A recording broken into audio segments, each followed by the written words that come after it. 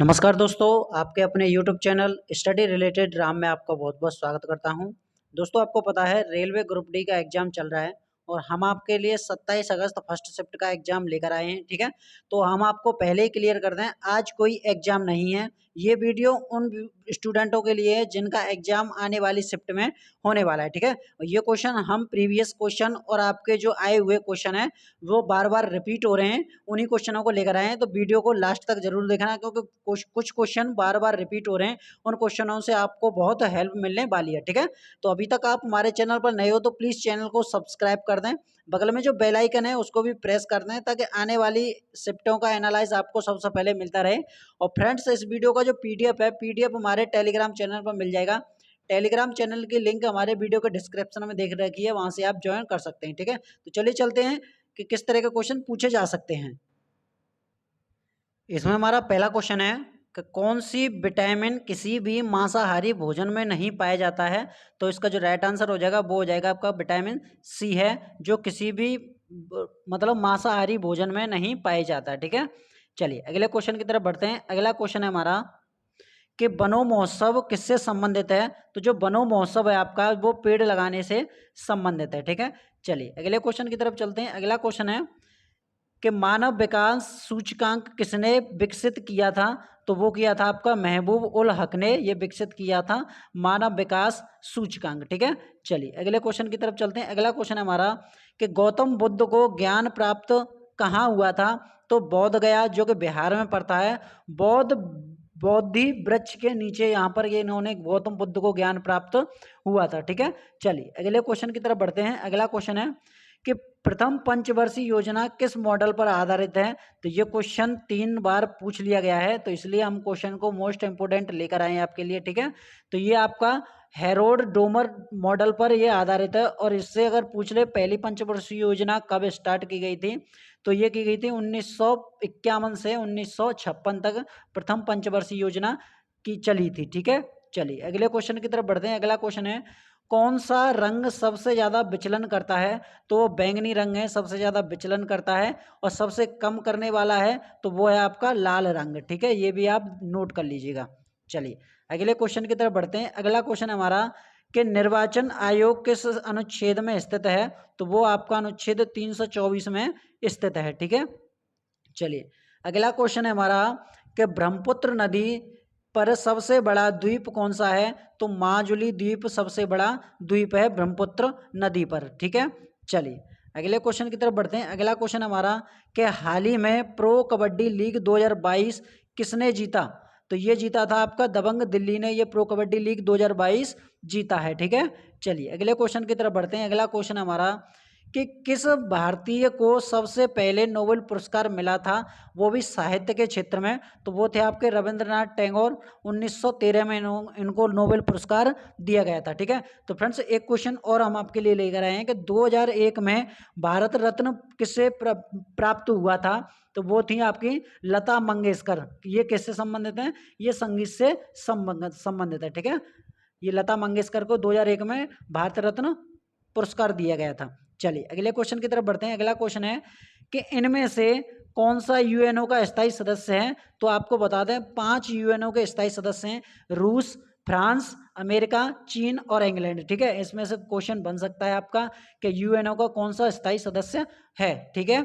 चलिए अगले क्वेश्चन की तरफ बढ़ते हैं। अगला क्वेश्चन है कि मेरठ में सिपाहियों ने विद्रोह कब किया था। तो जब मेरठ में सिपाहियों ने विद्रोह किया था वो किया था आपका 10 मई 1857 को। कब किया था? 10 मई 1857 को। चलिए अगले क्वेश्चन की तरफ बढ़ते हैं। अगला क्वेश्चन है कि अकबरनामा पुस्तक किसने लिखी है। तो ये अबुल फजल ने लिखी है, ठीक है? किसने लिखी है? अबुल फजल ने। चलिए अगला क्वेश्चन है पहली भारत की लोकसभा महिला अध्यक्ष कौन है। तो वो है आपकी मीरा कुमारी। कौन थी? मीरा कुमारी थी, ठीक है? चलिए अगला क्वेश्चन है हमारा कि चिमटा किस प्रकार के उत्तोलक का उदाहरण है। तो ये तृतीय प्रकार के उत्तोलक का उदाहरण है। चलिए अगला क्वेश्चन है हमारा कि जब दूध को मथा जाता है, इस जगह पे देख लेना, दूध को मथा जाता है, मक्खन इससे पृथक हो जाता है, मतलब अलग हो जाता है, इस क्रिया को क्या कहा जाता है। तो इस क्रिया को कहते हैं अपकेंद्र बल कहा जाता है, ठीक है? चलिए अगले क्वेश्चन की तरफ बढ़ते हैं। अगला क्वेश्चन है कि हाल ही में हाइड्रोजन से चलने वाली यात्री ट्रेन की शुरुआत कहाँ हुई है? तो वो ये आपकी जर्मनी में स्टार्ट हुई है। ठीक है, चलिए अगला क्वेश्चन है हमारा, एशिया कप 2022 के अंतिम कोच कौन बने हैं? तो वो आपके जो भारत के क्रिकेटर हैं वीवीएस लक्ष्मण को अंतिम कोच बनाया गया है एशिया का। ठीक है, चलिए अगला क्वेश्चन है हमारा कि अंडर 19 जूनियर विश्व कप चैंपियन 2022 कौन सी स्थान पर कौन सा स्थान सबसे पहला ग्रहण किया है? तो वो किया है आपका जापान ने। ठीक है, चलिए अगले क्वेश्चन की तरफ चलते हैं। अगला क्वेश्चन है, प्रधानमंत्री ने अमृता अस्पताल 2022 उद्घाटन कहाँ पर किया है? तो वो किया है आपका फरीदाबाद में किया है। ठीक है, चलिए अगले क्वेश्चन की तरफ चलते हैं। अगला क्वेश्चन है कि विश्व कछुआ दिवस कब मनाया जाता है? तो ये आपका 23 मई को मनाया जाता है। अगले क्वेश्चन की तरफ बढ़ते हैं। अगला क्वेश्चन है, कांग्रेस का पहला अधिवेशन कहाँ हुआ था? तो ये बॉम्बे में हुआ था।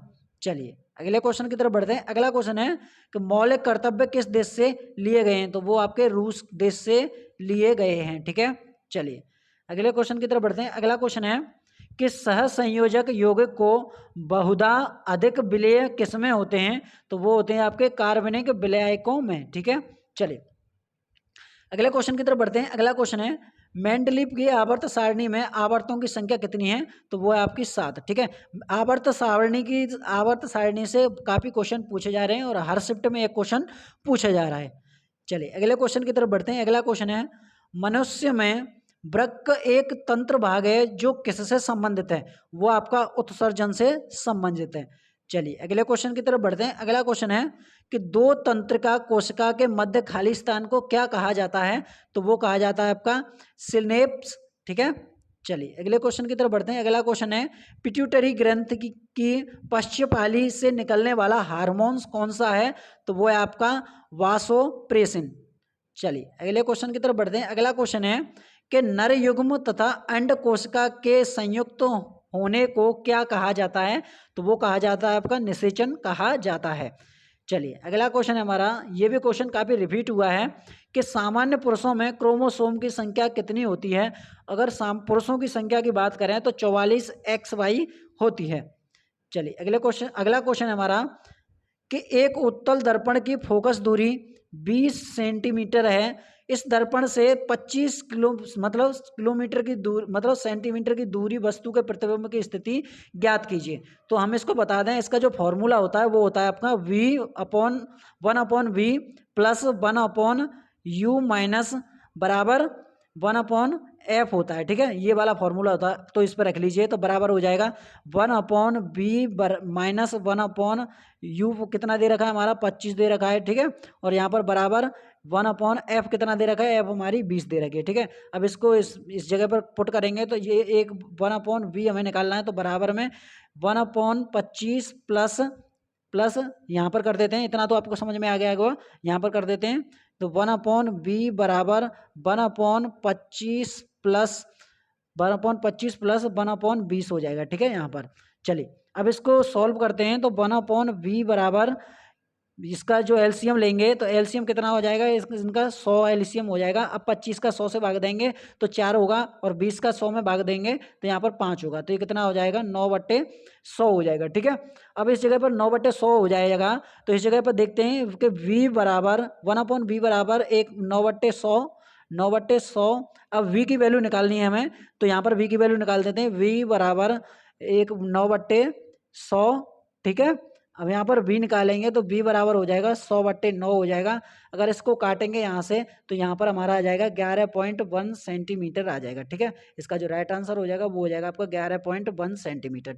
चलिए अगले क्वेश्चन की तरफ बढ़ते हैं। अगला क्वेश्चन है हमारा कि यदि किसी वस्तु को एक दर्पण के सामने निकट रखने पर प्रतिबिंब सीधा बने किंतु दूर रखने पर उल्टा प्रतिबिंब बने, तो वो दर्पण कौन सा होगा? तो वो होगा आपका अवतल दर्पण होगा। ठीक है, चलिए अगले क्वेश्चन की तरफ बढ़ते हैं। अगला क्वेश्चन है कि मानव नेत्र जिस भाग पर किसी वस्तु पर प्रतिबिंब बनाते हैं वह क्या कहलाता है? तो वो कहलाता है आपका दृष्टिपटल कहलाता है।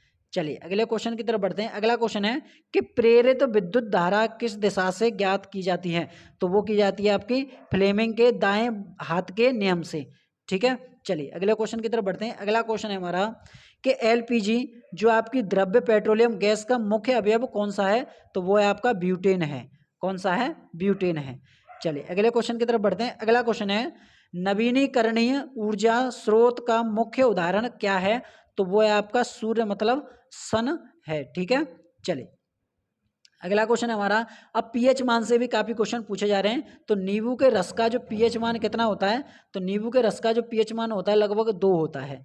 चलिए अगले क्वेश्चन की तरफ बढ़ते हैं। अगला क्वेश्चन है कि जल को जीवाणु रहित बनाने के लिए उपयोगी पदार्थ कौन सा है, तो वो है आपका ब्रंजन चूर्ण है। ठीक है, कौन सा है? ब्रंजक चूर्ण है। चलिए अगले क्वेश्चन की तरफ बढ़ते हैं। अगला क्वेश्चन है तांबे का अयस्क कौन सा है, तो तांबे का जो अयस्क है वो है आपका मेलेकाइट है। चलिए अगले क्वेश्चन की तरफ बढ़ते हैं। अगला क्वेश्चन है कि लौह चूर्ण पर तंतु हाइड्रोक्लोरिक अम्ल डालने से क्या होता है, तो इसकी जब इस पर डाला जाएगा तो हाइड्रोजन गैस और आयरन क्लोराइड बनता है। ठीक है, चलिए अगले क्वेश्चन की तरफ बढ़ते हैं। अगला क्वेश्चन है हमारा, तो फ्रेंड्स इतने क्वेश्चन थे जो आपके क्वेश्चन मतलब एक्सपेक्टेड होने वाले हैं। ठीक है, अगर आपको वीडियो हमारी अच्छी लगी हो तो प्लीज़ यार लाइक कर दें, चैनल को सब्सक्राइब करना ना भूलें, बगल में जो बेल आइकन है उसको भी प्रेस कर लें ताकि रेलवे से पल पल की अपडेट आपको सबसे पहले मिलती रहे। और फ्रेंड्स वीडियो को ज़्यादा से ज़्यादा शेयर भी करें। ठीक है, तब तक के लिए जय हिंद, जय भारत।